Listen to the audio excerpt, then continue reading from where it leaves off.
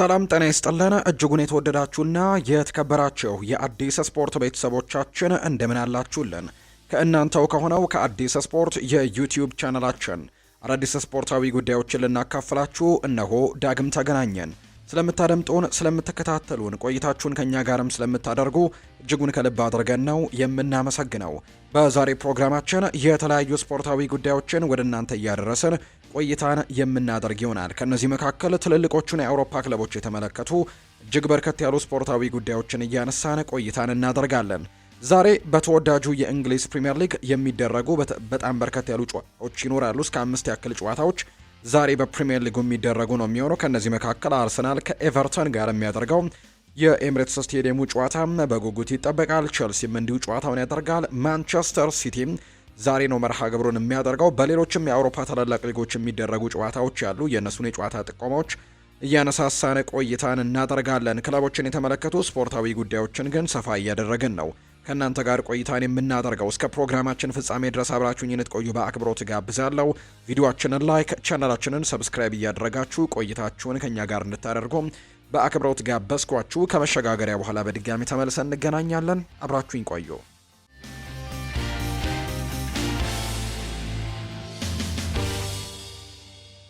የሀገር ውስጥ መረጃን በማስቀደም የዛሬ ፕሮግራማችንን እንጀምር።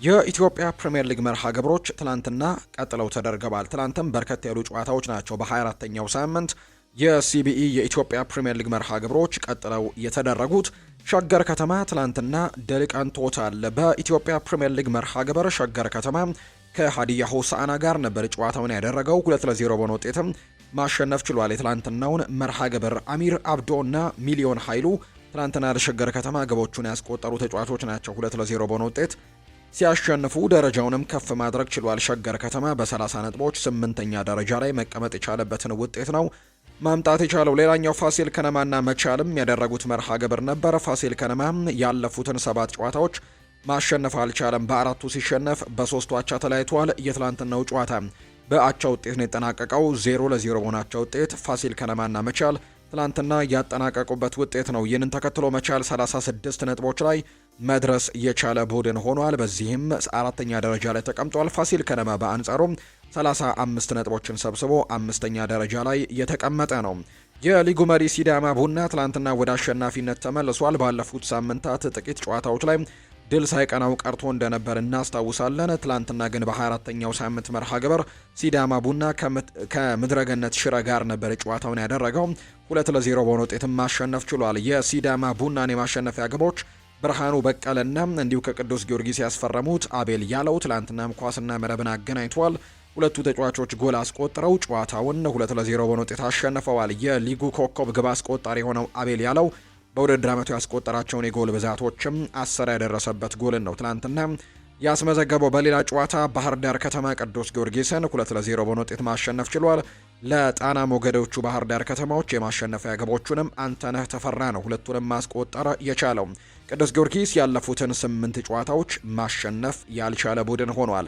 ሲዳማ ቡና 45 ነጥቦችን ሰብስቦ 1ኛ ደረጃ ላይ ሲቀመጥ፣ ባህር ዳር በ31 ነጥቦች 8ኛ ነው። ቅዱስ ጊዮርጊስ በ25 ነጥቦች 17ኛ ደረጃ ላይ የተቀመጠ ቡድን ሆኗል።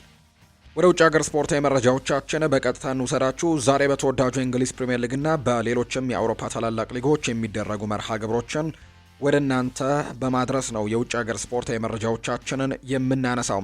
የተወዳጁ የእንግሊዝ ፕሪምየር ሊግ 30ኛ ሳምንት ጨዋታዎች ዛሬ እንግዲህ የሚጠበቁ ጨዋታዎች ይደረጋሉ። በተለይ ፕሪምየር ሊጉ እንዲህ እያለ አሁን ላይ ወደ መቋጫው እያመራ ነው የሚገኘው። ቀጣይ ወደ 9 ያክል ጨዋታዎች ብቻ ናቸው የዛሬዎቹን ጨዋታዎች ጨምሮ የሚጠበቁትና 9 ሳምንታት ብቻ ናቸው የሚቀሩትና ከነዚህ መካከል ወሳኙ 30ኛው ሳምንት መርሃ ግብሮች ዛሬ በሚደረጉ ጨዋታዎች ቀጥለው ይደረጋሉ። እርግጥ ነው ዛሬ አርሰናል ጨዋታውን ሲያደርግ 31ኛው ጨዋታው ነው የሚሆነው። ምክንያቱም ከዚህ በፊት ከወልቨርሃምፕተን ወንደረርስ ጋር ቀደም ብሎ አንድ ጨዋታ ማድረጉን እናስታውሳለን።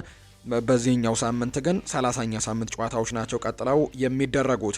ዛሬ 5 ያክል ጨዋታዎች ናቸው የሚደረጉት። ከነዚህ መካከል ሁለቱ ጨዋታዎች ልክ ምሽት 12 ሰዓት ሲል የሚጀመሩ ናቸው። ሁለቱ ጨዋታዎች ደግሞ ልክ ምሽት 2 ሰዓት ከ30 ሲል ይጀምራሉ። አንደኛው ቀሪ መርሃ ግብር ልክ ምሽት 5 ሰዓት ሲል ነው የሚጀምረው።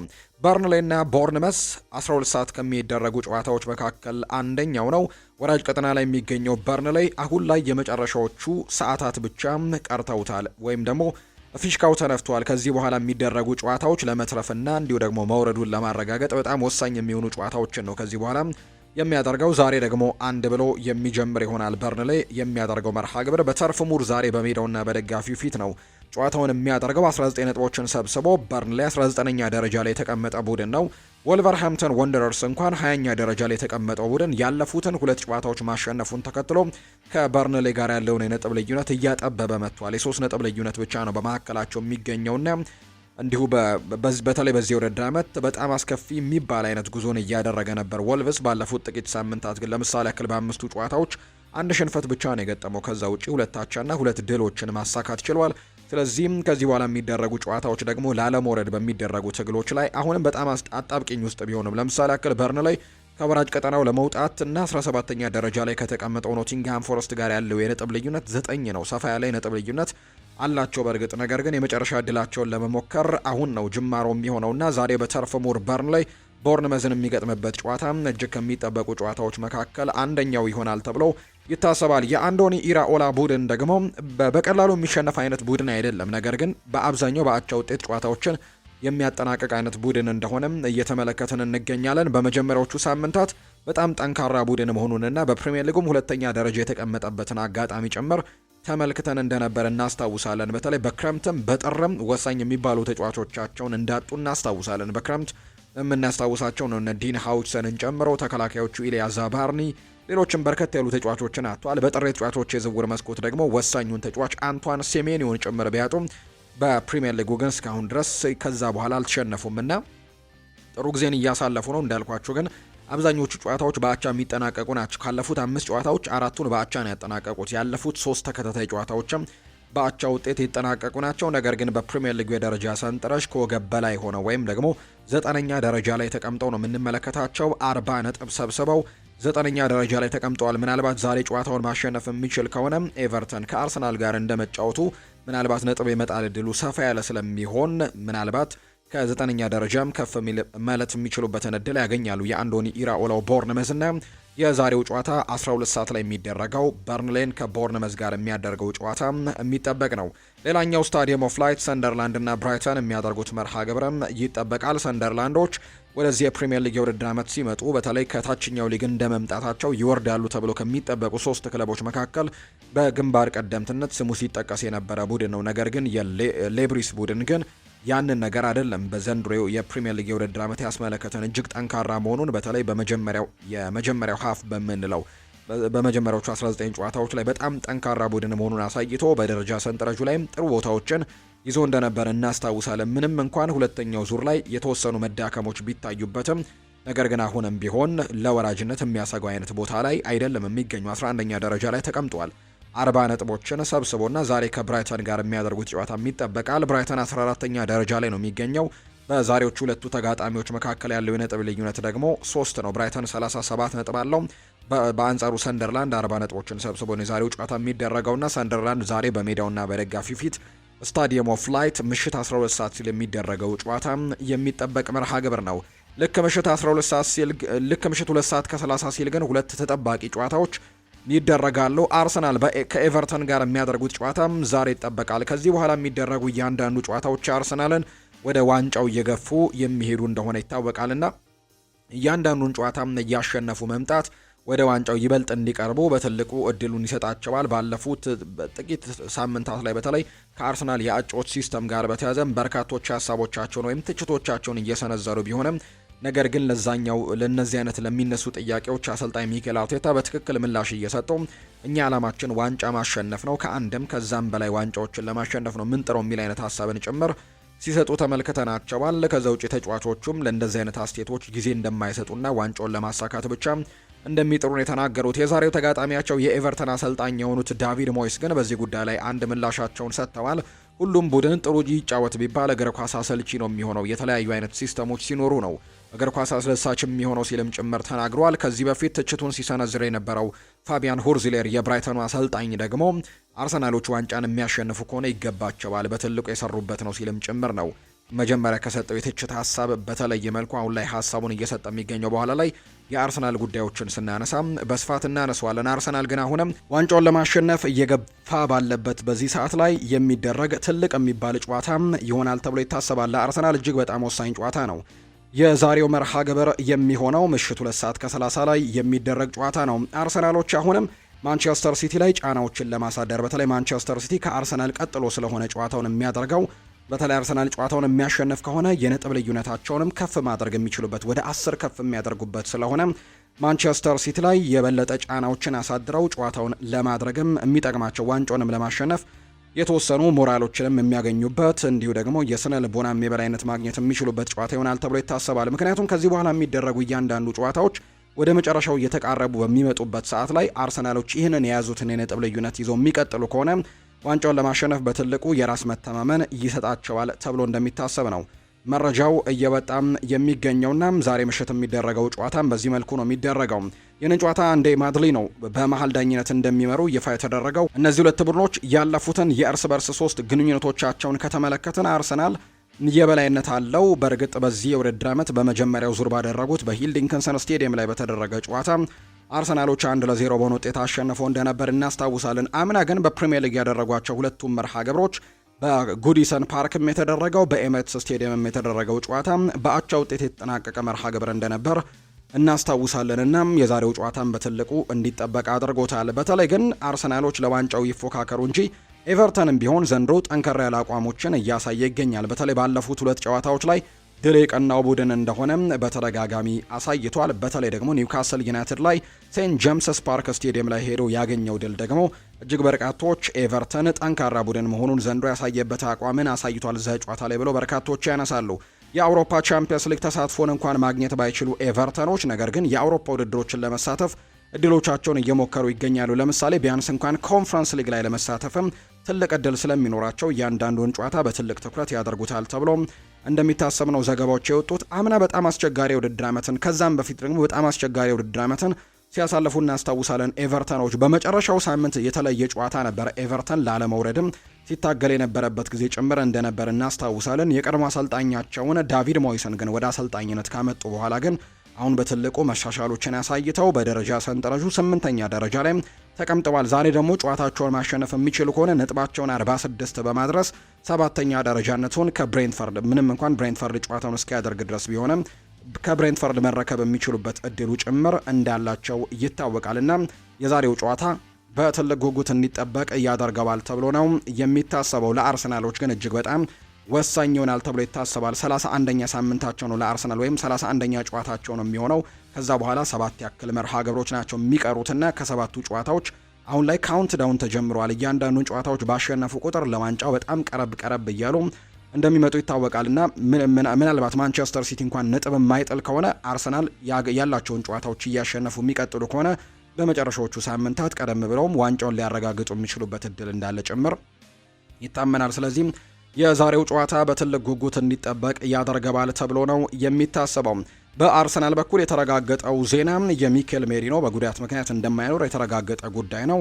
በአንጻሩ ማርቲን ኦዴጋርድ በዛሬው ጨዋታ ላይ ሊኖር የሚችልበት እድል አለ የሚሉ አይነት ሀሳቦች ያሉ። ነገር ግን አሰልጣኝ ሚኬል አርቴታ ትላንትናው ከጨዋታው በፊት የተለያዩ በጋዜጣዊ መግለጫ ላይ የተለያዩ ያነሳቸው ጉዳዮች ያሉ። እነሱን ሰፋ አድርገን በኋላ ላይ የምናነሳ ነው የሚሆነው። በኤቨርተን በኩል ትልቁ መጎዳት የሚሆነው የጃክ ግሪሊሽ ጉዳት ነው። የዚህ ተጫዋች ጉዳት በዚህ ውድድር ዓመት እንደማይመለስ የሚያሳዩ አይነት ፍንጮች እንዳሉ ይታወቃልና ጃክ ግሪሊሽ በዛሬው ጨዋታ ላይ አይኖርም። እንዲሁ ካርሎስ አልካራዝም በኤቨርተን በኩል በዛሬው ጨዋታ የማንመለከተው ሌላኛው ተጫዋች ነው።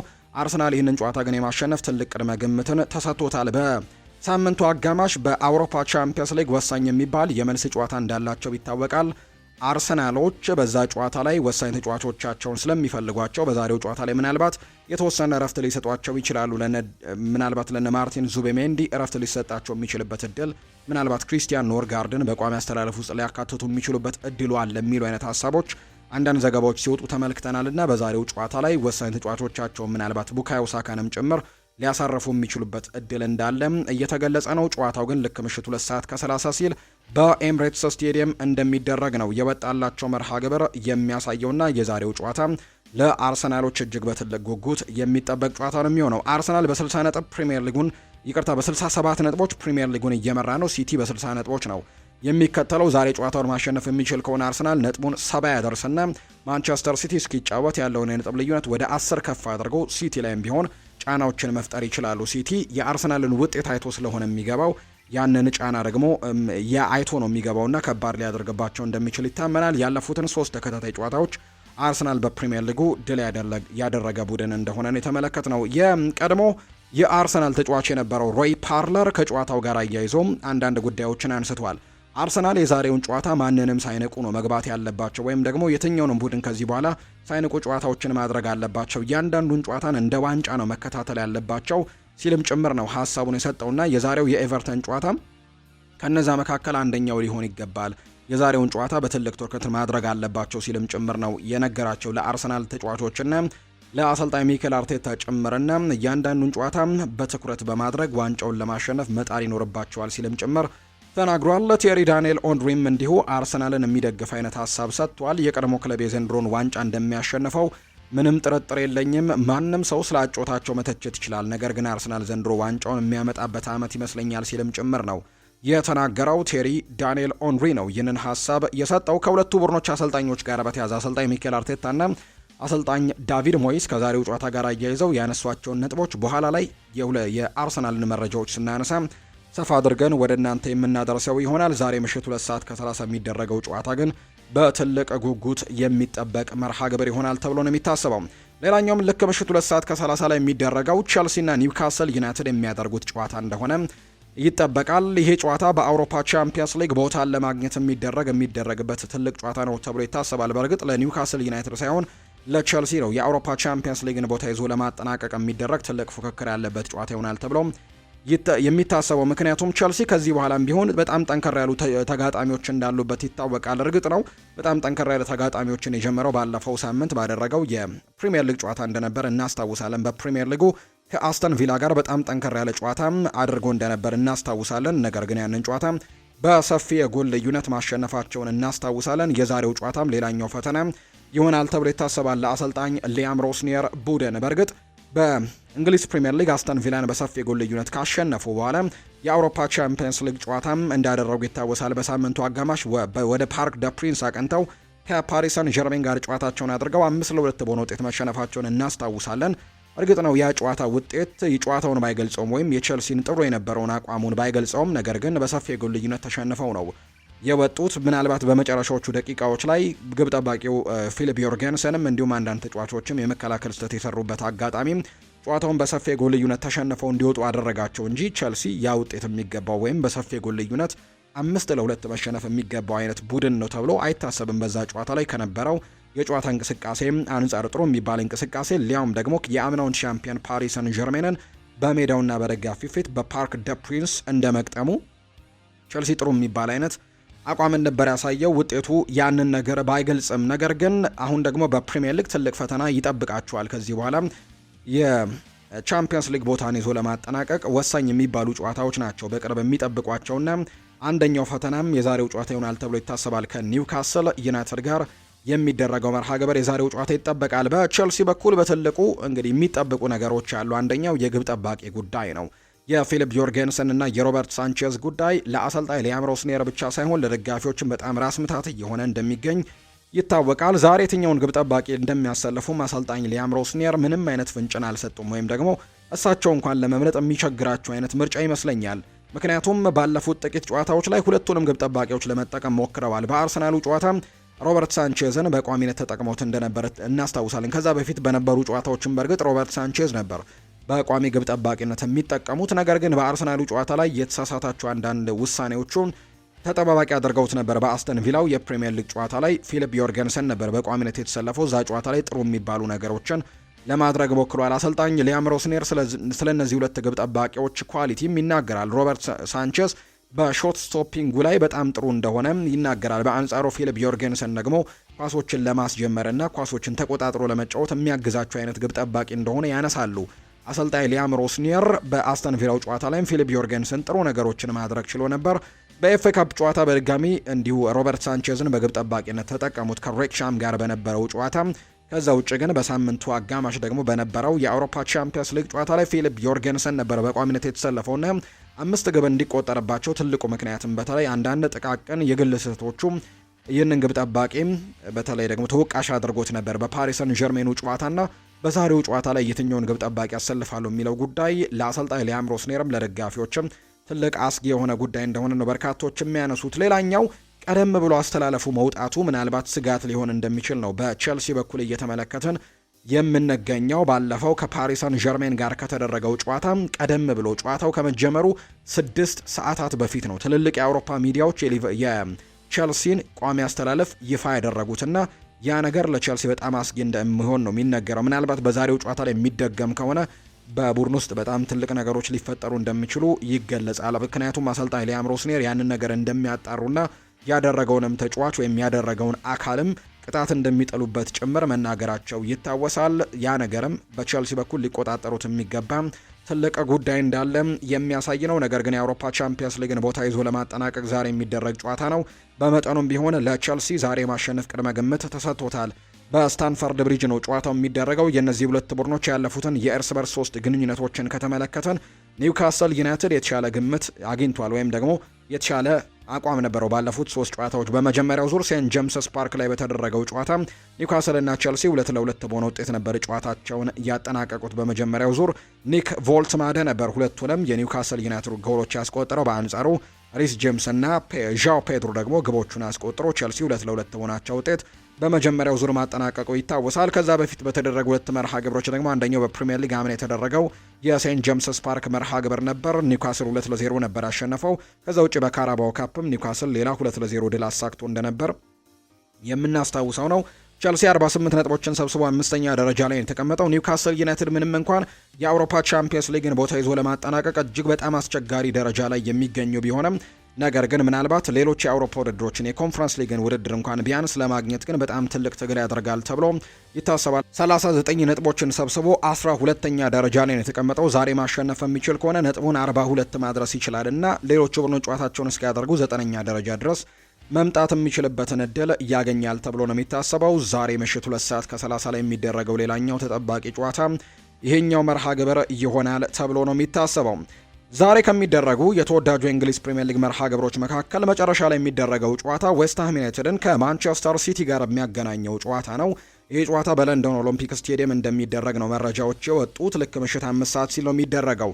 ይህ ጨዋታ ለሁለቱም ቡድኖች እጅግ በጣም ወሳኝ ነው። በተለይ ዌስትሃም ዩናይትዶች ባለፉት ጥቂት ሳምንታት ድል ቀንቷቸዋል። ለምሳሌ ያክል ባለፈው ሳምንት ድል ቀንቷቸዋል እና ከወራጅ ቀጠናው ለመውጣት ከዚህ በኋላ የሚፈልጉት 1 ነጥብ ነው። ዛሬ ለምሳሌ 1 ነጥብ ማግኘት የሚችሉ ከሆነ ከወራጅ ቀጠና ወጥተው ዌስትሃም ዩናይትድ ወደ 17ኛ ደረጃ አልፎ ኖቲንግሃም ፎረስት ወደ ወራጅ ቀጠናው የሚገባበት እድል አለ። ሁለቱም ቡድኖች ተመሳሳይ ነጥብ ላይ መገኘታቸው ምክንያቱም ዌስትሃም ዩናይትድ ዛሬ 1 ነጥብ እንኳን ማግኘት የሚችል ከሆነ ከቶተንሃም እኩል ነጥቡን ማድረስ የሚችልበት እድሉ አለው። የሚያሸንፉ ከሆነ ደግሞ በደንብ መስፈንጠር የሚችሉበት ከወራጅ ቀጠናው ተስፈንጥረው የሚያልፉበት 15ኛ ደረጃ ላይ ከተቀመጠው ቡድን ጋር ተመሳሳይ ነጥብ መያዝ የሚችሉበትን እድል ያገኛሉና ለኑኖ ኤስፕሬንቶ ሳንቶ ቡድን እጅግ በጣም ወሳኝ ጨዋታ ይሆናል ተብሎ ይታሰባል። አንድ ጨዋታን ማሸነፍ በወራጅ ቀጠናው ላይ ድብልቅልቆቹን ነው ወይም ደግሞ ብዙ ነገሮችን እንደሚቀይር ነው በርካቶች የሚያምኑት። ስለዚህ የዛሬው ጨዋታ ለዌስትሃም ዩናይትድ እጅግ በጣም በትልቁ ይደረጋል ተብሎ ይታሰባል። ማንቸስተር ሲቲም ቢሆን አሁንም የዋንጫውን ፉክክር ላለመልቀቅና ከአርሰናል ጋር ያለውን የነጥብ ልዩነት እያጠበበ ለመቀጠል ደግሞ የዛሬው ጨዋታ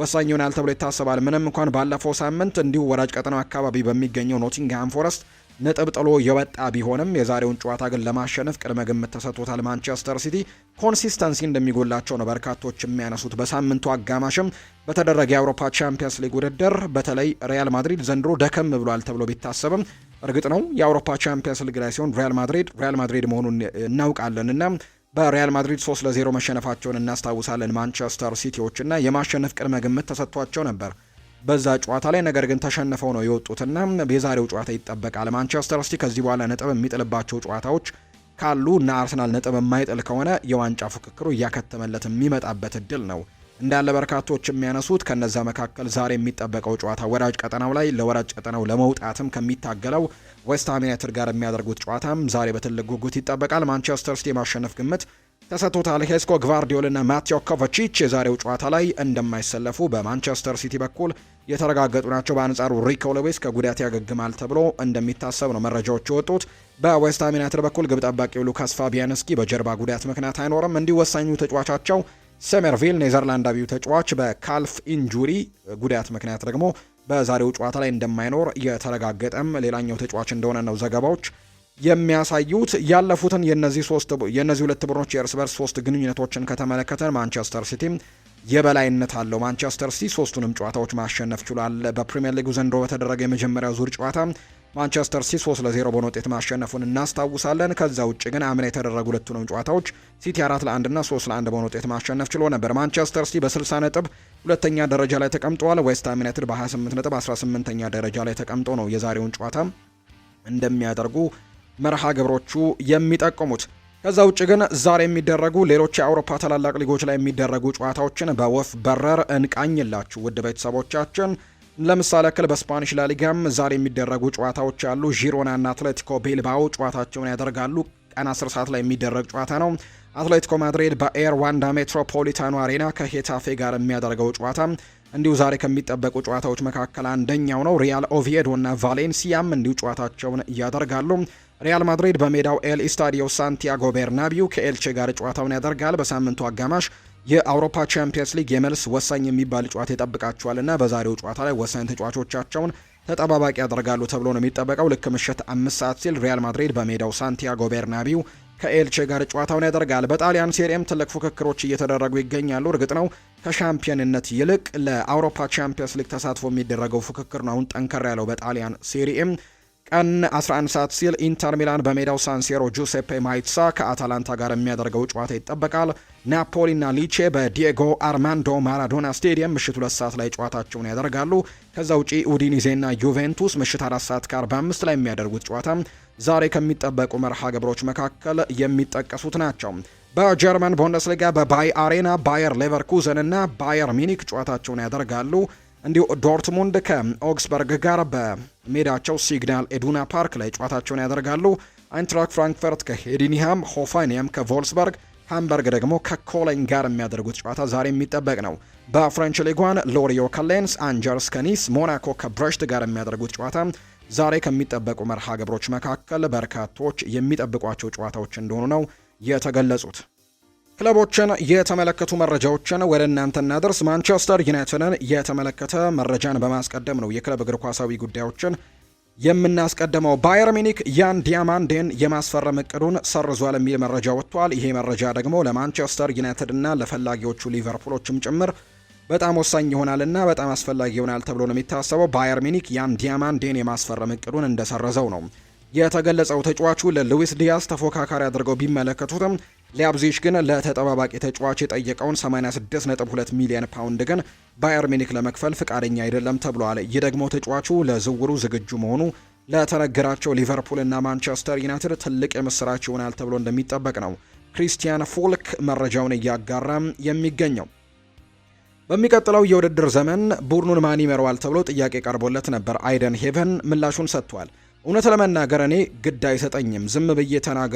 ዝም ብዬ ነገሩ እንዴት እንደሚጠናቀቅም እየጠበቅኩኝ ነው። ማንኛውንም አማራጭ ይመቸኛል። ዋናው ነገር ክለባችን የሚገባው ደረጃ ላይ እንዲደርስና የፈለግነውን ስኬት እንድናገኝ መርዳቱ ብቻ ነው ሲል አይደን ሄቨን ሀሳቡን ሰጥቷል። ሜሰን ማውንት ተመልሷል ብሏል አሰልጣኝ ማይክል ካሪክ። ይህ ደግሞ ጥሩ ነው፣ ለእኛም ወሳኝ ተጫዋች ነው ሲልም ጭምር ነው ማይክል ካሪክ የተናገረው። ከሰኞ ጨዋታ አስቀድሞ የተለያዩ ጉዳዮችን አንስተዋል አሰልጣኝ ማይክል ካሪክ። የማንቸስተር ዩናይትድ አሰልጣኝ የሆነው ማይክል ካሪክ እሁድ በኦልትራፎርድ አስተን ቪላን ከሚያስተናግዱበት ጨዋታ አስቀድሞ ጋዜጣዊ መግለጫዎችን ሰጥቷል። አሰልጣኝ ማይክል ካሪክ ሲናገር ስለ ቡድን ዜና ነው የተለያዩ ጉዳዮችን ያነሳው። ሜሰን ማውንት ወደ ቡድኑ ተመልሷል ብሏል። ይሄ ደግሞ ድንቅ ነው። ሜሰን ማውንት ለእኛ ጠቃሚ ተጫዋች ነው። እርሱን መልሶ ማግኘትና ተሳታፊ ማድረግም ለእኛ በጣም ጥሩ እርምጃ ነው ሲልም ጭምር ነው የተናገረው። 100% ብቁ አይደለም፣ ምክንያቱም ለጥቂት ጊዜ ብቻ ነው ልምምድ የሰራው። ነገር ግን ወደ ቡድን ልምምድ ተመልሷል። ያ ደግሞ ለእኛ በጣም መልካም ዜና ነው ሲል ነው ማይክል ካሪክ የተናገረው። ስለዚህም እሁድ በሚኖረው ጨዋታ ላይ ይሳተፋል ወይም አይሳተፍም የሚለውን አብረን ነው የምንመለከተው። ነገር ግን ለሱ ትልቅ እርምጃ ነው። ስለዚህም በዚህ ደስተኞች ነን ሲልም ጭምር ተናግሯል። ለአሁኑ ስለመመለሱ ተጫዋችም ያለው መረጃ ይሄ ነው ሲልም ጭምር ነው የተናገረው አሰልጣኝ ማይክል ካሪክ። ባለፈው ሳምንት ስላስመዘገቡት ውጤትም ተጠይቆ ነበር። ከኒውካስል ዩናይትድ ጋር ከነበረው ጨዋታ ጋር አያይዞ ሲናገርም ጥሩ ሳምንት ነበረ። ውጤቱ በ10 ተጫዋቾች በኒውካስል መሸነፍ ቢሆንም ጨዋታው የተጠናቀቀበት መንገድ የሚያሳዝን እንደነበር አስታውሳለሁ። ያንን መርምረነዋል፣ የነበረውንም ሁኔታ በደንብ ተመልክተነዋል። እናም ከነሱ ተምረናል። በዚህ ሳምንት ደግሞ በጥሩ ሁኔታ ልምምድ ሰርተናል፣ ተጫዋቾቹም እሁድ ወደ ሜዳ ለመመለስም ጓግተዋል ሲልም ጭምር የተናገረው ማይክል ካሪክ በማንቸስተር ዩናይትድ አሰልጣኝነት ትልቁ ፈተና የአስተን ቪላው ጨዋታ ስለመሆኑም ጥያቄ ቀርቦለት ሲናገር ሁልጊዜም ስለ ቀጣዩ ጨዋታ ነው የምናስበው፣ እንዴት ምላሽ እንደምንሰጥ ነው ትኩረታችን፣ ምላሹ ምን ይሆናል፣ ቡድኑ ምን ያክል ይመለሳል የሚለውን እንመለከታለን። ስሜቶቹ ምን አይነት ናቸው፣ እንዴት ነው የተሻለ የምናደርገው፣ በቀጣዩ ጨዋታ ላይ መነሳሳቱ ምን ያክል ነው፣ እናም እንዴት ወደፊት እንሄዳለን የሚለውን ደግሞ እንመለከታለን። ያ ትኩረታችን ነው ብለዋል። የመጀመሪያው ሽንፈት በመሆኑ ትንሽ ለየት ያለ ስሜት እንደሚሰጥ እረዳለሁ፣ ነገር ግን የሆነ ጊዜ ላይ ሊከሰት ግድ ነበር። ሊጉን ደግሞ ስትመለከቱ ከባድ ሊግ እንደሆነ ሁላችሁም ታውቃላችሁ ብሏል። አብዛኞቹ ቡድኖች ባይሆንም በቅርብ ጊዜ ግን ያን ነገር ገጥሟቸዋል። ስለዚህም ነገሮች በትክክል እየተመለከትንና የትኛው ጉዳይ ላይ መሻሻል እንደምንችል፣ ምን የተሻለ ማድረግ እንደምንችል የምናውቅበት ደረጃ ላይ እንደርሳለን ሲልም ነው የተናገረው። ማይክል ካሪክ ፖል ስኮልስ በኢንስታግራም ገጹ ላይ ስለሰጠው አስተያየትም ተጠይቆ ነበር። በእውነት ምንም ማለት አይደለም፣ ስለዚህ ጉዳይ የምናገረው ምንም ነገር የለኝም ሲልም ጭምር ነው የተናገረው። ስለዚህ ጉዳይ መረጋጋት ያስፈልጋል። ሰዎች የተለያዩ አመለካከቶች ሊኖራቸው ይችላል። ነገሮች ከአውድ ውጪ ደግሞ ሊወሰዱ ይችላሉ። ሁኔታው እንደዛ ነው። ትልቅ ነገር አታደርጉት ሲልም ነው ማይክል ካሪክ ስለ ፖል ስኮልስ አስተያየትም የተናገረው። ማይክል ካሪክ ስለ ጄጄ ጋብሪኤልም እንዲሁ ሀሳቡን ሰጥቷል። እሱ ገና ወጣት ነው። ፕሪሚየር ሊጉን በደንቡ መሰረትም ጄጄ በጥሩ ሁኔታ ላይ የሚገኝ አይነት ተጫዋች እንደሆነ ማውቃለሁ። በአካዳሚ ውስጥ በጣም ጥሩ የሆኑ ወጣት ተጫዋቾች ያሉን፣ እናም ወጣት ተጫዋቾችን በተሻለ መጠንም ወደፊት ለማምጣትም እየሞከርን ነው። የ21 ዓመት በታች ቡድን ጨዋታዎችን ከ25 ደቂቃ በኋላም ይጀምራል። ስለዚህም ይህንን ጨርሰን ደግሞ እነሱን ለመመልከት በጉጉት እንጠብቃለን ሲልም ነው የተናገረው። ማይክል ካሪክ ስለ ጄደን ሳንቾም እንዲሁ ተጠይቆ ምላሹን ሰጥቷል። አንዳንድ ጊዜ ወደ አንድ ክለብ ትመጣለ፣ አንዳንድ ጊዜ ደግሞ ነገሮች ይሳካሉ፣ የማይሳኩበት ጊዜም ደግሞ ይኖራሉ። ይሄ ተፈጥሯዊ ነው፣ በሁሉም ክለቦች ውስጥ የሚከሰት ነገር ነው። ጄደን ሳንቾ ተሰጥኦ እንዳለው ይታወቃል። በመጀመሪያ ወደ ማንቸስተር የመጣውም ለዛ ነው። በዚህ የውድድር ዘመንም ብዙ እየተጫወተ ነው፣ እንዲሁም በሙድ ውስጥም ትልቅ ተጽዕኖን እያሳደረ እንደሆነ ተመልክቻለሁ ሲልም ነው የተናገረው። ስለ ሃሪ ማጓየርም ጥያቄ ቀርቦለት ምላሹን ሰጥቷል ካሪክ። ሃሪ ማጓየር በጥሩ ብቃት ላይ እንደሚገኝ በግልጽ ማየት ይቻላል። ለረጅም ጊዜ በጉዳት ምክንያት ከሜዳ ርቆ እንደነበረ ማስታወስ ይገባኛል። እኛ ደግሞ ክለቡን ስንረከብ ግን ወዲያውኑ ወደ ጨዋታ ተመልሷል። ባለፉት ሳምንታት እሱን በጥንቃቄ በመያዝ ወደ ቀድሞ አቋሙ እንዲመለስም ስንሰራበት ቆይተናል። ልምዱንና እርጋታውን በሚገባ አሳይቷል። እንዲሁም ምን ማድረግ እንዳለበትም በጣም ጠንቅቆ የሚያውቅ አይነት ተጫዋች ነው። ከእንግሊዝ ብሔራዊ ቡድን ጋር በተያያዘ የሚፈጠረውን ነገር አብረን የምንመለከተው ይሆናል። ቢሆንም ግን እሱ ራሱን በድጋሚ ለመምረጥም ያዘጋጅቷል ሲልም ጭምር የተናገረው። እኔ እስከማውቀው ድረስ ከእጩነት ወጥቶ የማያውቅም። በእኔ በኩል ለሀገሩ ጥሪ ቢቀርብለት በጣም ትልቁ ምኞቴ ነው ብሏል። ማይክል ካሪክ ስለ ሞርጋን ሮጀርስም ጥያቄ ቀርቦለት ነበር። ተጫዋቹ እንዲሁ በጥሩ ሁኔታ ላይ ሊሳካለት ማየት ደስ ይለኛል። እጅግ ፈጣንና ትልቅ መሻሻል እያሳየ ነው የሚገኘው። በክለቡም ሆነ በእንግሊዝ ብሔራዊ ቡድን ውስጥ ወሳኝ ተጫዋች መሆን የቻለ ሰው ነው ሞርጋን ሮጀርስ። ምን ያክል ብቃት እንዳለውና አቅም እንዳለው ቀድሞውኑ የምናውቃለን፣ ጥንቃቄ እናደርጋለን ሲልም ጭምር ነው የተናገረው አሰልጣኝ ማይክል ካሪክ። ቶማስ ቱሄል እና ካርሎ አንቸሎቲ ከብሔራዊ ቡድናቸው ጋር ያላቸውን ኮንትራት ማራዘማቸው በማንቸስተር ዩናይትድ የአሰልጣኞች ዝርዝር ላይ ከፍተኛ ተጽዕኖን እንዳሳደረ ነው ኢኤስፒኤን የተባለው የመረጃ ምንጭ ይፋ ያደረገው። ማንቸስተር ዩናይትድ የላቀ የታክቲክ እውቀት ያለው አሰልጣኝን ነው የሚፈልገው። ነገር ግን ማይክል ካሪክ እስካሁን ያንን መስፈርት አሟልተዋል ብሎ እንደማያስቡ ነው እየተገለጸም የሚገኘውና በጣም ትልቅ የታክቲክ እውቀት ያለውን አሰልጣኝ ማምጣት እንደሚፈልጉ ዘገባዎች እየወጡ ነው። የናፖሊ ስፖርቲንግ ዳይሬክተር የሆነው ጂኦቫኒ ማና ስለ ራስመስ ሆይለንድ ይናገራል። ምንም ጥርጥር የለውም ራስመስ ሆይለንድ በናፖሊ ይቆያል ሲል ነው ጂኦቫኒ ማና የሚናገረው። ናፖሊ ለ2026-27 ቻምፒየንስ ሊግ ማለፍ ከቻለ ተጫዋቹን በማንቸስተር ዩናይትድ በ44 ሚሊዮን ዩሮ የመግዛት ግዴታ አለበት። ነገር ግን ይህ ቅድመ ሁኔታም ባይሳካምም በእቅዳችን ውስጥ የሚገኝ አይነት ተጫዋች ነውና ተጫዋቹን መልሰን ለማንቸስተር ዩናይትድ አንልከውም፣ በቡድናችን ላይ እናቆየዋለን ሲል ነው ጂኦቫኒ ማና ሀሳቡን የሰጠው። ከዚህ በፊት በተደጋጋሚ የሚገለጸው ከማንቸስተር ዩናይትድ ጋርም በተያዘም ቢሆን በሌሎችም ክለቦችም ቢሆን ከልምምድ ሜዳ ላይ ዘግቶ የሚወጣው ተጫዋች የትኛው ነው፣ በጣም ጠንካራው ተጫዋች የትኛው ነው፣ ወይም ደግሞ ልምምድ ሜዳ ላይ በጣም የሚቆየው ተጫዋች የትኛው ነው የሚሉ አይነት ጥያቄዎች ይነሳሉ። በካሪንግተን ደግሞ ፈጥኖ የሚወጣው ወይም ደግሞ ልምምዱን እንደጨረሰ ወዲያው የሚወጣው ተጫዋች ማን እንደሆነ ሳሙኤል ሉሃረስት መረጃውን ይፋ አድርጓል። ከልምምድ በኋላ ከካሪንግተን ለቆ የሚወጣው የመጀመሪያው ተጫዋች ማኑኤል ኡጋርቴ ነው ተብሏል። የካሪንግተን ምንጮች እንደሚገልጹት ከሆነ ማኑኤል ኡጋርቴ አንዳንዴም ልምምዱን አድርጎ 6 ሰዓት ከሩብ አካባቢ ወደ ቤቱ ሊገባ ይችላል። ዩናይትድ ልምምድ የሚጀምሩት 3 ሰዓት ጧት ነው።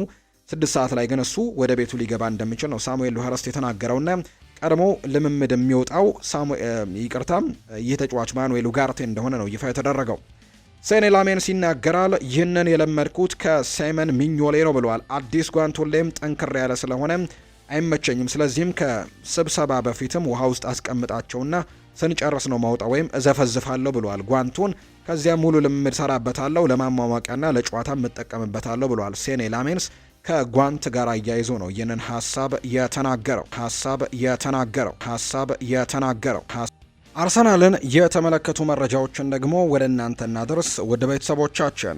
አርሰናል የተጫዋቹን ውል ሊያራዝም ነው። የሰሜን ለንደኑ ክለብ አርሰናል የዴክላን ራይስንና የጁሪየን ቲምበርን ኮንትራት ለማራዘም ንግግር ላይ መሆኑ ነው ይፋ የተደረገው። በቅርቡ የቡካዮ ሳካን ውል ያራዘሙት አርሰናሎች ቀጣይ ተረኞች ደግሞ ዴክላን ራይስና ጁሪየን ቲምበር መሆናቸውን የተነገረው። እንግሊዛዊው አማካይ ዴክላን ራይስ በአርሰናል ቤትም ደስተኛ መሆኑ ነው እየተነገረ የሚገኘው። በአሁኑ ሰዓት በሁሉም ወገኖች በኩልም በቅርቡ ስምምነት ላይ እንደሚደረስም እርግጠኛ መሆናቸውን ነው ፋብሪዚዮ ሮማኖ መረጃውን እያጋራ የሚገኘው። በአሰልጣኝ ሚኬል አርቴታም ማርቲን ኦዴጋርድና ትሮሳርድ በኤቨርተን ጨዋታ ወደ ሜዳ መመለሳቸውን እናያለን ሲሉ ነው የተናገሩት። ሁለቱ ተጫዋቾች ለጨዋታው መድረሳቸውን ለማወቅ ሐኪሞችን እስከምናናገር መጠበቅ አለብን ሲሉ አሰልጣኝ ሚኬል አርቴታ ይፋ አድርገዋል። ሚኬል አርቴታም አያይዘውም ከባየር ሌቨርኩዘን ጨዋታ በኋላ አዲስ የጉዳት ዜና አለመኖሩን ነው ይፋ ያደረጉት። እነዚህ ሁለት ተጫዋቾች ግን የመሰለፋቸውን ነገር አላረጋገጥንም ሲሉ ጭምር ሀሳባቸውን ሰጥተዋል። ሌላኛው ዴቪድ ሞይስ የሰጡትን ሀሳብ እንመልከት። ሁሉም ውብ እግር ኳስን ቢጫወት እግር ኳስ ያሰለቻል ሲል ነው ዴቪድ ሞይስ የተናገረው። አርቴታ በአንጻሩ ሞይስ ማንነቴን የቀየረ ሰው ነው ብሎታል። የኤቨርተን ዋና አሰልጣኝ ዴቪድ ሞይስ ውብ እግር ኳስ ሲበዛም ያሰለቻል ሲሉ ነው የአርሰናልን አጨዋወት ያወደሱት። አርሰናል በቆመ ኳስ ጥሩ መሆኑ ችግር እንዲመስል እያደረጋችሁ ነው የሚሉት ሞይስ ሁሉም ውብ እግር ኳስ ሲጫወት እግር ኳስ አሰልቺ ነው የሚሆነው ሲሉ ጭምር ተናግረዋል። ጨዋታዎች በአንድ አይነት መንገድ ብቻ ማየትም እጠላለሁ ሲሉ ቡድኖች የተለያዩ መንገዶችን እንዲጫወቱ እንደሚፈልጉ ነው የተደመጡት። ሚኬል አርቴታ በበኩላቸው ከሞይስ ጋር ብዙ ጊዜ እንደሚነጋገሩ ገልጸው እሱ የእግር ኳስ ሕይወቴን ቀይሮታል ብሏል። ሞይስ ወደ ኤቨርተን ወስዶኝ የእግር ኳስ ሕይወቴንና ማንነቴን ቀይሮታል፣ በጋራ የማይረሳ ጊዜያትንም ማሳልፈናል ሲል ነው ለሞይስ ያላቸውን አክብሮትም የተናገረው። አሰልጣኝ ሚኬል አርቴታም በተጫዋችነት ዘመኑ ለኤቨርተን ተጫዋች እንደነበር እናስታውሳለን። ያን አሰልጣኝ የነበሩት ደግሞ ዴቪድ ሞይስ ናቸው። አሁን የቀድሞ አሰልጣኙን እንዲሁ ደግሞ የቀድሞ ቡድኑን ነው ዛሬ የሚገጥመው። አሰልጣኝ ሚኬል አርቴታ የተለያዩ ጥያቄዎች ቀርበውለት ነበር። ትናንትና በፕሬስ ኮንፈረንስ ላይ የብራይተኑ አሰልጣኝ ትችቱን ለማብራራትና ይቅርታ ለመጠየቅ ፈልጓል ተብሎ አርቴታ ጥያቄ ቀርቦለት ነበር። ይህ ስለሱ አዎንታዊና ንጹሕ ልብነትም ያሳያል ሲልም ነው አርቴታ ምላሹን የሰጠው። ሞያስ የሞያ አባቴ ነው፣ የተለያዩ ነገሮችን ቀይሮልኛል። በተለይም በታህሳስ ወር ከተደረገው ጨዋታ በኋላ ብዙ ጊዜ ተነጋግረናል። እሱ ብቻ ሳይሆን ሰራተኞቹና ከክለቡ ጋርም የተገናኙ ሁሉ ጥሩ ሰዎች ናቸው። አስደናቂ ትዝታዎችና ታላቅ ምስጋና አለኝ። ወደ ስፔን ለመመለስም ከወሰንኩኝ በኋላ የሙያ ዘመኔን ሞይስ ቀይሮታል። ወደ ኤቨርተን አመጣኝ። እናም አንድ ተጫዋች ደግሞ ያለኝን የሙያና የባህሪ ለውጥም አደረገ። የማይረሱ ጊዜያትንም አብረን አሳልፈን ነበር ሲል ነው አርቴታ የሚናገረው። የሰሜን ለንደን ደርቢ ከምንጫወታቸው በጣም ውብ ጨዋታዎች አንደኛው ነው ብሏል አርቴታ። ይህ ፍቅርና ይህ ፉክክር ሲኖር በስፖርት ውስጥም ከፍተኛ ደረጃ ላይ ሲደርስ ጨዋታውና ከድሉ በኋላም የሚሰማቸው ስሜቶች ወደ ሌላ ደረጃ ከፍ ያደርገዋል ብዬ አስባለሁ። ምን እንደሚሆን መተንበይ በእርግጠኝነት ባይቻልም፣ ነገር ግን እርስ በርስም ያለመሸነፍ ስሜታችን በእርግጠኝነት መግለጽ እችላለሁ። ስለዚህ ቶትናምን በተመለከተ ነው ይህን ሀሳብ የሰጠው አሰልጣኝ ሚኬል አርቴታ። ስለ ኳድረፑሉም ተጠይቆ ነበር፣ ወይም ስለ አራትዮሽ ዋንጫም ስለ ማሰብ ተጠይቆ ነበር። አርቴታ ሲናገር በእርግጥም ከባድ አይደለም። አሁን ላይ በ7 ቀናት ውስጥ በ3 ውድድሮች እየተወዳደርን ነው። እናም ከጨዋታ ጨዋታ መሄድ አለብን፣ አለበለዚያ ትኩረታችን ይደናቀፋል። በጥሩ ሁኔታ መዘጋጀት፣ የሚፈልገውን መልእክት ማድረስ፣ ትክክለኛ ውሳኔዎችን ማድረግና እያንዳንዱን ግጥሚያ በተቻለ መጠንም በተሻለ መልኩ መጫወትም ማረጋገጥ በቂ ነው። የቀረው ደግሞ በዚህ ሂደት ውጤቱና በሱ ውስጥም ምን ያክል ስኬታማ እንደሚሆን የምናይ ነው ሲልም ጭምር የተናገረው። ሁሉም ሰው ማየት የጀመረው የማዕዘን ምት ጨዋታውን ይበላሻል ብለህ ትጨነቃለህ ተብሎም ተጠይቆ ነበር አርቴታ። ህጎቹ መቀየር ይችላሉ። ረጃጅም ውርወራዎችን በተመለከተ ረጅም ውርወራዎችን ማየት የማንፈልግ ከሆነ በጣም ቀላል ነው። ከፈለጉ ለእጅ ውርወራ 4 ሰከንዶች ብቻ ሊሰጡ ይችላሉ። ትልቁ ችግር ሰው ለሰው ማርክ ማድረግ ላይ ነው። ሁሉም አሰልጣኞች ሰው ለሰው መከላከል እንደማይፈቀድ ከተስማሙ ነገ ሙሉ በሙሉ በተለየ ሊግ ያሉ ህጎችም ከተቀየሩ የተለየ ሊግ እንደሚሆን ዋስትና ሰጣለሁ ሲልም ነው አርቴታ የተናገረው። ሳካ በጥሩ ሁኔታ ላይ በማይገኝበት ጊዜና ቀናት ራሱን ለማሻሻል ሊያሳልፍ ይችላል። ነገር ግን የሚሰጠው ነገር አስደናቂ ነው። ሙሉ በሙሉ በእሱ እተማመናለሁ። እናም እሱ አስደናቂና ትልቅ አድናቂ ነኝ። ለእኛ ደግሞ በጣም ለዚህ ክለብ የሚሰጠው ነገርም በዚህ እድሜው የማይታመን ነገር ነው። እናም በእኛ ላይ ይህንን ያክል ትልቅ ተጽዕኖ ማሳደሩን ይቀጥላል። እንደ ማንኛውም ሰው እንደ ማንኛውም ተጫዋች እውነተኛ ደረጃውን የማያንጸባርቅ ነገር ግን የግል ብቃት ሊያሳየን ይችላል ነው ያለው። ነገር ግን በአጠቃላይ ጥንካሬዎቹንና ለቡድኑ ያለውን አስተዋጽኦ ደግሞ ስትመለከቱ አስደናቂ ሆኖ ታገኙታላችሁ ሲልም ጭምር አሰልጣኝ ሚኬል አርቴታም ተናግሯል። አርቴታ ይቀጥልና ተጫዋቾች በመጋቢት ወር ለሀገራቸው ስለመጠራታቸው ሲናገር ከአብዛኞቹ ብሔራዊ ቡድኖች ጋር በጣም ጥሩ ግንኙነት አለን፣ ምክንያቱም ከተጫዋቾቹ ጋር ይነጋገራሉ እናም የሚጠብቁትን ያውቃሉ። መጀመሪያ ግን የሁሉም ተጫዋቾች ጤንነት እንዴት እንደሚሆንም እንመለከታለን ሲልም ነው የተናገረው። አርሰናል የሊያፕዚሹን ኮከብ ካስቴሎ ሉኬባን ማስፈረም እየፈለገ እንደሆነና ለማስፈረም እያኮበኮበ እንደሆነ የተገለጸው አርሰናል የተከላካይ ክፍሉን ይበልጥ ለማጠናከር የ23 ዓመቱን የአረቢ ለብዚሽ የኋላ ደጀን የሆነውን ካስቴሎ ሉኬባን ለማስፈረምም በሚደረገው ፉክክር ውስጥ በቁርጠኝነት መሳተፉን ተሰምቷል። በውሉ ላይ የ69 ሚሊዮን ፓውንድ የውል ማፍረሻ ያለው ይህ ፈረንሳዊ ተሰጥቶ በቅርቡ በሰጠው አስተያየትም በታላላቅ ክለቦች ውስጥም የመጫወት ህልም እንዳለው መግለጹ ወደ ሰሜን ለንደንም ሊያመራ የሚችልበት እድል ይበልጥ አቀጣጥሎታል ነው የተባለው። አርሰናል ሊጉን ካሸነፈ በደንብ ይገባቸዋል ያለው ደግሞ ፋቢያን ሆርዚሌር ነው። የብራይተን ዋና አሰልጣኝ ፋቢያን ሆርዚሌር ለአርሰናል አሰልጣኝ ሚኬል አርቴታ ያላቸውን አድናቆት ገልጸዋል። አሰልጣኝ ፋቢያን ሆርዚሌር ሲናገሩም ለሚኬል አርቴታ ትልቅ አክብሮት አለኝ፣ ይህንን ጽፌ ልኬለታለሁ ብለዋል። ሚኬል አርቴታ ከፕሪምየር ሊግ ምርጥ አሰልጣኞች አንደኛው ነው ያሉት ፋቢያን ሆርዚሌር ሊጉን ካሸነፉ እንኳን ደስ አላችሁ የሚለው የመጀመሪያው ሰው እኔ ነኝ ሲልም ጭምር ነው የተናገረው። ምክንያቱም አርሰናል ዋንጫውን ካሸነፈ ይገባዋል ሲል ነው የተናገረው አሰልጣኝ ፋቢያን ሆርዚሌር ሲናገር። የሊቨርፑል ጉዳዮችን ደግሞ እንመልከት። ብዙ ማሳካት የምንፈልጋቸው ነገሮች ያሉ ብሏል ዶሚኒክ ሶቦስላይ። ዶሚኒክ ሶቦስላይ የሊቨርፑል የካቲት ወር ምርጥ ተጫዋች በመባል በአብላጫ ድምፅ መመረጡን የተመለከተው ሶቦስላይ ከሽልማቱ በኋላ በሰጠው አስተያየትም ሽልማቱን ዳግም ማሸነፍ አስደናቂ ነገር ነው ሲል ይናገራል።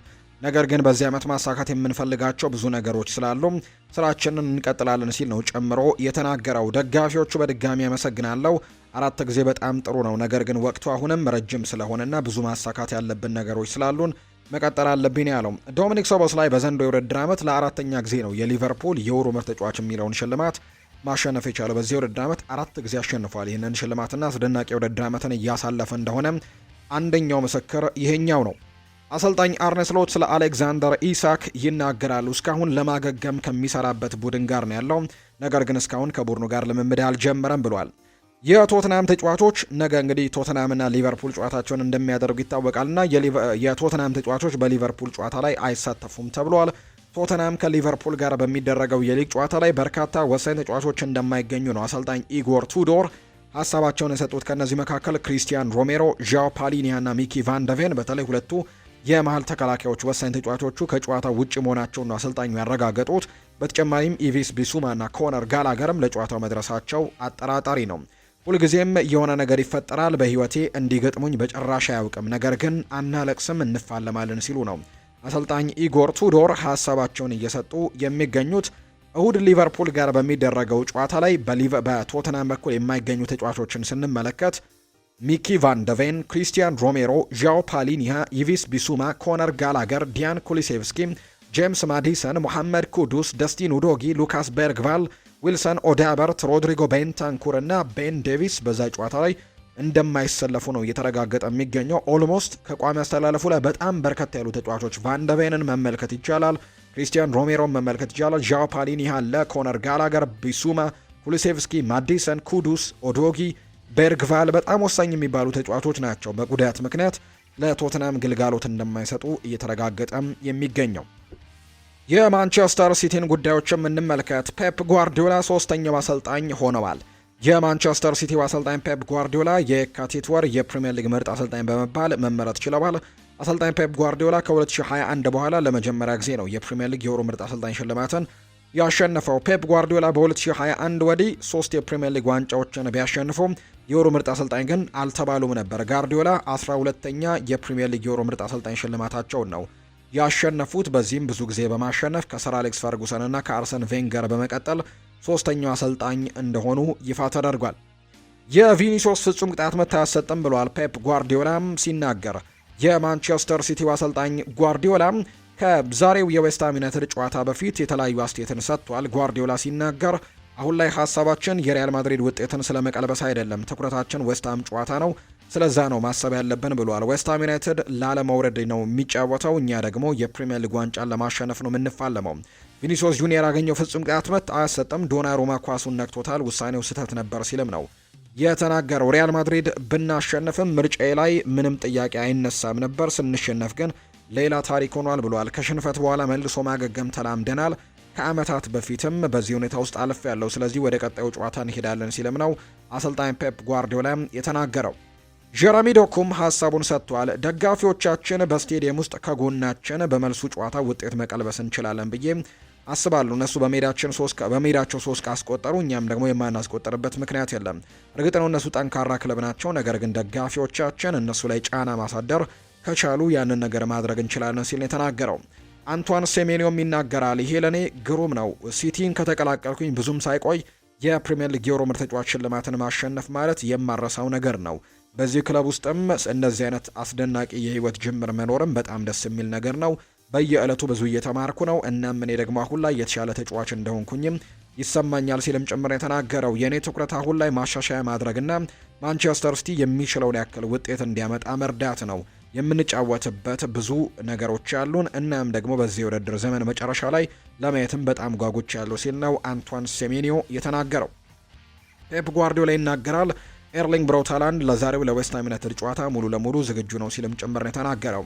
ፔፕ ጓርዲዮላ ይቀጥልና የቡድኑን አስተላለፍ ስመርጥ ሁልጊዜም ለቡድኑ የሚበጀውን ታሳቢ በማድረግ ነው የምመርጠው ሲል ነው የተናገረው። ሌላኛው ጓርዲዮላ ያነሳው ጉዳይ ደግሞ የአውሮፓ ቻምፒየንስ ሊግ ጥሎ ማለፍ ላይ ብዙ ጊዜ ተሸንፍ ያለው በራሴ ውሳኔዎች ብዙ ጊዜም ተሰቃይቻለሁ።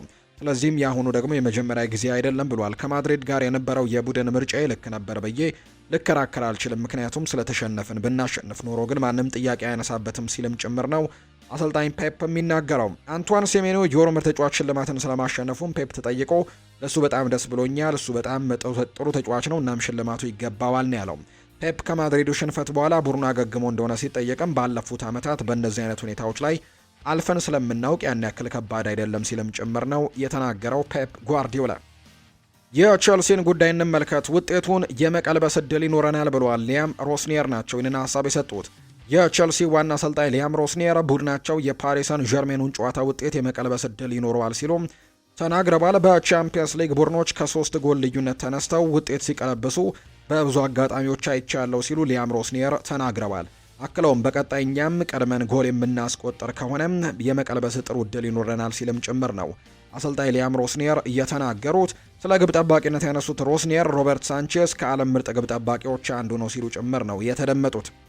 ፔድሮ ኔቶ በፕሪሚየር ሊግ ከአርሰናል ጋር ባደረጉት ጨዋታ ላይ ዳኛውን አላግባብ በማናገሩ የአንድ ጨዋታና የ70,000 ዩሮ ቅጣት ተጥሎበታል። የአውሮፓ እግር ኳስ ማህበርም ኔቶ የኳስ አቀባዩን በመክፋቱ ክስ መስርቶበት እያጣራበት እንደሚገኝ ይታወቃል። በፕሪሚየር ሊጉ ቅጣት ላይ ነው። በአውሮፓ ደግሞ እንዲሁ ምርመራዎች እየተደረጉበት ነው የሚገኘው ፔድሮ ኔቶ ላይ። ፔድሮ ኔቶ ዛሬ ከኒውካስል ዩናይትድ ጋር በሚደረገው ጨዋታ ላይም አይኖርም። ምክንያቱም በመጋቢት 1 ቀን ቸልሲ ከአርሰናል ጋር በፕሪሚየር ሊግ ጨዋታ ላይ ቀይ ካርድ ከተሰጠው በኋላ ባሳየው ያልተገባ ባህሪ ምክንያት እንደሆነ ነው ይፋ የተደረገው። ሊያም ሮስኒየር ስለ ጄሚ ጌቴንስ እና ስለ ኤስቴቫው ይናገራሉ። ጄሚ ጌቴንስ እንደገና ተመልሶ በቡድን ውስጥ ተካቷል። ኤስቴቫው ግን አሁንም ትንሽ ተጨማሪ ጊዜ ያስፈልገዋል ሲሉ ነው የተናገሩት። ሊያም ሮስኒየር ስለ ግብ ጠባቂዎችም ሲናገሩ እንደሚታወቀው ከአስተን ቪላ ጋር ፊሊፕ ጆርጌንሰን እንዲጫወት ውሳኔ አውጥቻለሁ እና የሚያሳየው ብቃት እጅግ የሚያስደንቅ ነበር። ከፓሪስ ሰን ዠርሜን ጋርም ለ75 ደቂቃ የነበረው አፈጻጸም እጅግ ጥሩ ነበር። ነገር ግን ከዚያ በኋላ ስህተት ሰራ። ሮበርት ሳንቼዝ በሊግ ውስጥም ካሉት ምርጥ ግብ ጠባቂዎች አንደኛው ነው። ነገር ግን ለእያንዳንዱ ጨዋታ ውሳኔዎችን መወሰን ይኖርብኛል ሲል ነው ሮስኒየር የሚናገረው። የቼልሲ ዋና አሰልጣኝ ሮስኒየር ይቀጥልና ክለባቸው የፓሪስ ሰን ዠርሜን ጨዋታውን ውጤት የመቀልበስ እድል ይኖረው እንደሆነ ተጠይቀው ምላሽ ሲሰጡ ያንን እንቀለብሰዋለን ብዬ አስባለሁ ሲልም ጭምር የተናገሩት ሮስኒየር ይቀጥሉና ሮበርት ሳንቼዝ ከዓለም ምርጥ ግብ ጠባቂዎች አንደኛው ነው ሲልም ጭምር ነው የተናገረው ሀሳቡን ሲናገርና እነዚህን ነገሮችም ለመቀልበስ እድል ይኖረናል ሲልም ጭምር ነው የተናገረው። የሪያል ማድሪድ ጉዳዮችን እናንሳም። ቲያጎ ፔትሮቺ ይናገራል። የሪያል ማድሪድ ደጋፊዎች ያሳዩኝ ፍቅርን ሁሌም ደግሞ አስታውሰዋለሁ። ይህንን ከመጀመሪያው ቀን ጀምሮ አስታውሰዋለሁ። በጣም እንደሚወዱኝ አስባለሁ። ለዚህ ደግሞ ሁልጊዜም ማመስገኔ ብሏል። እኔ ፈጽሞ እንደማላፍራቸው ላሳያቸው ፈልጋለሁ፣ እንደማላሳፍራቸው ማሳያቸዋለሁ። በዚህ ማሊያ እንደ ማንቸስተር ሲቲ ጨዋታ ላይ ያሉ ከባባድ ጨዋታዎችን ሁልጊዜም ለማሸነፍ የተቻለኝን ሁሉ አደርጋለሁ ብሏል ቲያጎ ፔትሮቺ። የፈረንሳዩ ተነባቢ ጋዜጣ ሌኪፕ ባወጣው መረጃ መሰረት ፕሬዚዳንት ፍሎሬንቲኖ ፔሬስ ሁለቱንም ኬሊያን ኤምባፔና ኤርሊንግ ብራውት ሃላንድን በአንድ ቡድን ውስጥ የማጫወት ሀሳብ አላቸው። የህልሙንም ለማሳካት ተስፋ እንደማይቆርጥ ነው ሌኪፕ መረጃውን ያጋራው። አልቫሮ ካሬራስና ጎንዛሎ ጋርሲያ ስፔን በቀጣይ ከአርጀንቲና ብሔራዊ ቡድን ጋር ለምታደርገው የፋይናል ፍጻሜ ጨዋታ የቡድን ስብስብ ውስጥ መካተታቸውን ዲያሪዮ አስ መረጃውን አግርቷል። በቅርቡ የወጣው የስፖርት መረጃ እንደሚያመለክተው ከሆነ የስፔን ብሔራዊ ቡድን አሰልጣኝ የሆኑት ሉዊስ ዴላ ፉዌንቴ ዳኒ ካርቫሃልን ጨምሮ 5 የሪያል ማድሪድ ተጫዋቾችን በመጋቢት ወር ለሚደረጉ ኢንተርናሽናል ጨዋታዎች ላይ ለማሳተፍም የመጀመሪያ ስኳድ ውስጥ ተካተዋል ተብሏል። በስብስብ ውስጥም የተካተቱት ተጫዋቾች ዳኒ ካርቫሃል፣ ራኡል አሴንሲዮ፣ ዲን ሃውችሰን፣ አልቫሮ ካሬራስ እና ጎንዛሎ ጋርሲያ ናቸው። ካርቫሃል ከከባድ ጉዳት በኋላ እንግዲህ ወደ ብሔራዊ ቡድኑ መመለሱ ከፍተኛ ትኩረት አግኝቷል። ለጨዋታዎቹ የሚመረጡት ተጫዋቾች የመጨረሻ ዝርዝር ግን በይፋ ማርች 20 2026 ላይ ነው ይፋ የሚደረገው። በተጨማሪም በስፔንና በአርጀንቲና መካከል የሚደረገው የፋይናሊስት ጨዋታን በመጀመሪያው በኳታር ዶሃ እንዲካሄድ ታቅዶ የነበረ ቢሆንም በመካከለኛው ምስራቅ ባለው ምክንያት ግን ወደ ሳንቲያጎ በርናቢው ስቴዲየም እንዲዘዋወር አሁንም በከፍተኛ ሁኔታ እየተሞከረ ያለበት ጉዳይ እንዳለ ነው መረጃዎች የጠቀሙት። ሌላኛው የምናነሳው ጉዳይ ቲቦ ኩርቱዋ በጨዋታ ውስጥ ኳስ በመመስረት ያለው ሚና እየጨመረ መጥቷል። አርቤሏ በረጅም ኳስ ስርጭት የጓርዲዮላን ፕሬሲንግ ለማለፍና ከሲቲ መከላከል ጀርባ ለቫልቬርዴ ኳስ ለመጣል ኩርቱዋን ተጠቅመዋል። በጨዋታው ኩርቱ 17 ረጃጅም ኳሶችን ለማቀበል የሞከረ ሲሆን ከነዚህ ሙከራዎች 10 ኳሶች ለቫልቬርዴ የተላኩ ናቸው። የመሻሻል የተገኘው በቫልዴባስ ከግብ ጠባቂው አሰልጣኝ ሉዊስ ሎፔዝ ጋር ለዓመታት ባሳየው ትኩረት ላይ ባደረገው ስራ ሲሆንም ይህም ደግሞ አጭር ኳስ ላይና ረጅም ኳሶችን በማቀበል ያለውን ክፍተትም ለማሻሻል ነው። በአጠቃላይ የማቀበል ስኬቱ በከፍተኛ ደረጃ ተሻሽሏል። ወደ ማድሪድ ሲመጣ በነበረው የመጀመሪያ የውድድር ዓመቱ 71.9 በመቶ የማቀበል ስኬት የነበረው ሲሆን አሁን ላይ ግን የማቀበል ስኬቱ ወደ 77.1 በመቶ እንዳደገ ጭምር ነው መረጃዎች የሚወጡት። የመጨረሻ መረጃችን እናደርገውና ፊፋ ለ2026ቱ የዓለም ዋንጫም ጊዜ ብክነት ለመቀነስና ውሳኔዎችን ለማሻሻል ያለሙ በርካታ አዳዲስ ደንቦችን አጽድቋል። ተጫዋቾች ሲቀየሩ በ10 ሰከንድ ውስጥ ከሜዳ መውጣት አለባቸው። አለበለዚያ ተቀይሮ የሚገባው ተጫዋች ለመግባት 1 ደቂቃ መጠበቅ ይኖርበታል። የእጅ ውርወራ ኳስም ከ5 ሰከንዶች ውስጥ መጣል አለበት። አለበለዚያ ኳስ ለተቃራኒ ቡድን ይሰጣል። የሕክምና እርዳታ ያገኙ ተጫዋቾች ወደ ሜዳ ከመመለሳቸው በፊት ለ1 ደቂቃ ከሜዳ ውጭ መቆየት አለባቸው። በዳኝነቱ ላይም ግልጽ የሆነ ስህተት ካለ ለሁለተኛ ቢጫ ካርድም እና የማዕዘን ምት ውሳኔዎችን መልሶ ለማየት ቫር ስራ ላይም ይውላል ተብሎ እንደሚታሰብ ነው ኢኤስፒኤን የተባለ የመረጃ ምንጭ ይፋ ያደረገው። የተወደዳችሁና የተከበራችሁ ቤተሰቦቻችን ለዛሬ ያዝንላችሁ አዳዲስ ስፖርታዊ ጉዳዮቻችን እነዚህን ነው የሚመስሉት። ስላደመጣችሁን፣ ስለተከታተላችሁን ቆይታችሁም ከኛ ጋር ስለነበር እጅግ ከልብ አድርገን እናመሰግናለን። ፏድ ባሩ የዛሬውን ፕሮግራም እየመራው ከእናንተ ጋር ቆይታን አድርጌ ያለው። በቀጣይ ፕሮግራሞቻችን ሌሎች ስፖርታዊ ጉዳዮችን፣ ሌሎች አዳዲስ መረጃዎችን አካተል በድጋሚ ተመልሰን የምንገናኝ ይሆናል። ስላደመጣችሁኝ፣ ስለተከታተላችሁኝ ቆይታችሁም ከኛ ጋር ስለነበር ከልብ አድርጌ ያመሰገንኩኝ። መልካም ጊዜ መልካም ቀን እንዲሆንላችሁም ነው በአክብሮት የምመኘው።